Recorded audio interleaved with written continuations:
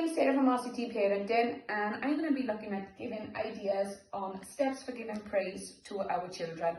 I've taken this from the Parenting Puzzle book, which is a nurturing program that we run in RCT, and it's a fantastic program to attend. It's an 11-week program and it offers you fantastic ideas, strategies around parenting, different styles. It is a really good resource to have as well because you get to keep it. So I'm going to be looking at giving you some tips from there today. So, steps for giving praise with our children. So it's looking at giving the child all our attention, getting down to their level and really giving them all our attention and showing that we are proud of what they've achieved. Number 2, move closer to the child. Get down to their level, like I say, move closer to them so that they're able to see your face and that you are pleased with what they have achieved. Again, number 3, look pleased and share their pleasure, like I just stated. It's about sharing their pleasure and what they have actually achieved to give them the praise for, so that they know that they are achieving and we are proud of what they're achieving, and also that they'd be more likely to want to achieve this again. Number 4, be specific and describe what you like. So really rein in on what you like about what they have done. Something that you are pleased in what they have done. So if they've tied their own shoelaces, give them praise on tying their own shoelaces. If they've read a book, again, well done for reading that book. You know, really emphasize what you are pleased in what they've achieved. Number 5, ask the child what he or she thinks.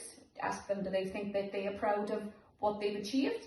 Because we can tell them that they should be proud of what they've achieved because it's an excellent achievement that they've made.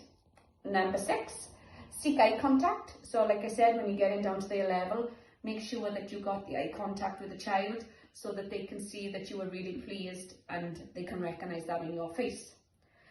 Number 7, mean it. Be sincere and let it show in a warm tone of voice. Number 8, you can touch the child gently on the arm, pat on the back, high five. You know, that again shows that we are really pleased with their achievements. And number 9, give pride to the child. Definitely, you know, give them that massive high five, the praise, the encouragement. You deserve to feel proud of yourself. Make sure we make these comments as well because, like I said, we are showing them that we are proud of their achievements, but also by telling them you deserve to be proud, it also makes them feel that they've achieved something as well.